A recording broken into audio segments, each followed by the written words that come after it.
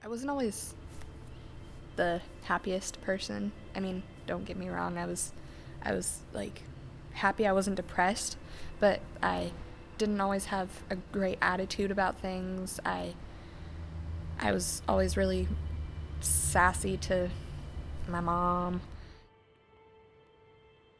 Being in foster care, it can be good at times, but the only thing, there's one flaw. You're starting to love the family, but then you get ripped apart from them. It's happened to me 25 times, 25 different foster homes. It's happened a lot.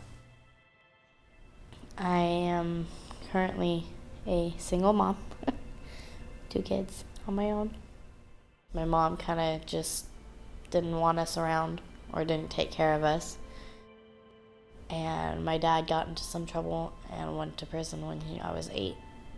We got taken away when I was 11. Went into foster care.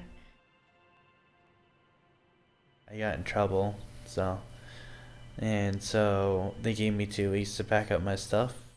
The foster mom, she drove me out, gave me my bag, and took off. And that was it. And that's when I officially became homeless. So I was out in the forest for a week. I was getting soaked every night. Felt like I had nothing at all. In the last 4.5 years, I've been in 3 different shelters because of my ex. He's pushed me, he's threatened me, and he's throwing stuff at me. I didn't have a bad childhood. My childhood was always really good, but I grew up without having a relationship with Christ, and I think that impacted my life in a really big way. I don't know, I started doubting, but I guess I shouldn't have doubted. I went to Sean on a Monday. I told him my situation, and he suggested the Benedict house. We bought everything that I needed, and I got signed up, and I'm currently there today. I've been with Youth for Christ since I was 16, so I've known Nancy for a good 5 years.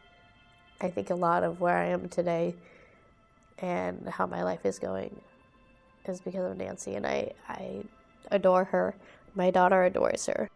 She was in the hospital when my daughter was born and when my son was born. Don't know where I'd be without her. There's only a few people I can trust, and that's the person who I'm talking to, Sean, Darren, too. I now have a support group. I have a few mentors. They have this faith that I would love for myself to have.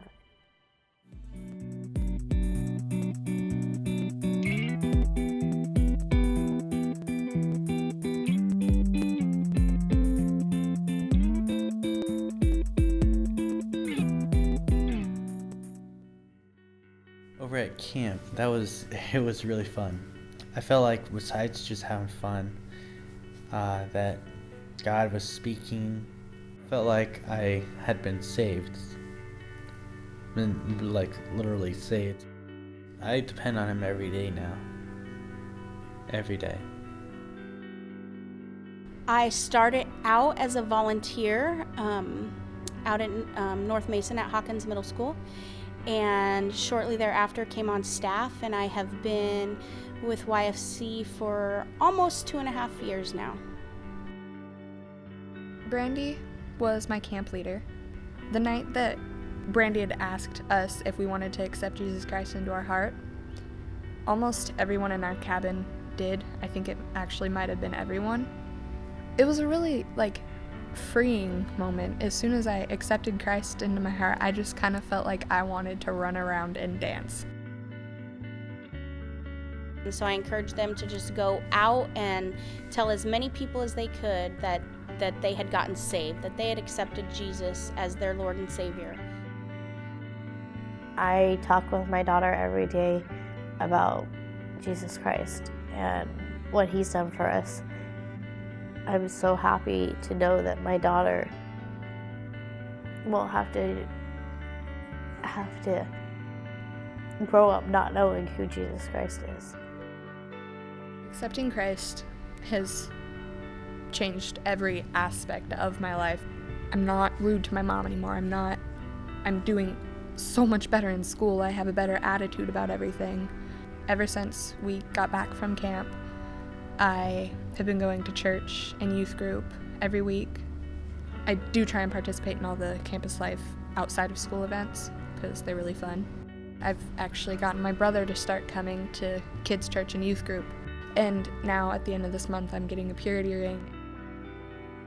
I didn't used to do this all the time, but I do now. I pray before I go to bed, and I ask him every night what I should be doing the next day. I think what he's trying to tell me is that shouldn't just be concentrated on your own selfish needs, but you should also be concentrating on how you can help others out there, which I do want to help others out there someday. I plan on one of these days, if I can ever manage this, is to be a foster parent, so I can help out those poor kids and give them a good home. I really don't think that kids should ever go through foster care the way I did. Whenever you're in doubt about anything, God is there. And God is there to help you and guide you through your life.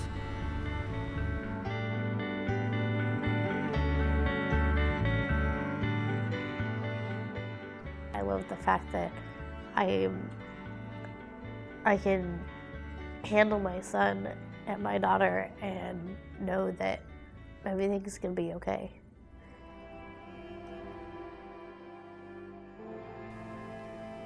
Well, that's what it's all about. I mean, that's why we do what we do at YFC is, our goal is to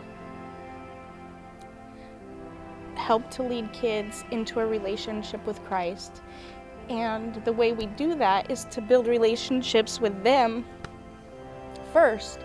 And so when a student decides to make that decision, there's just nothing better.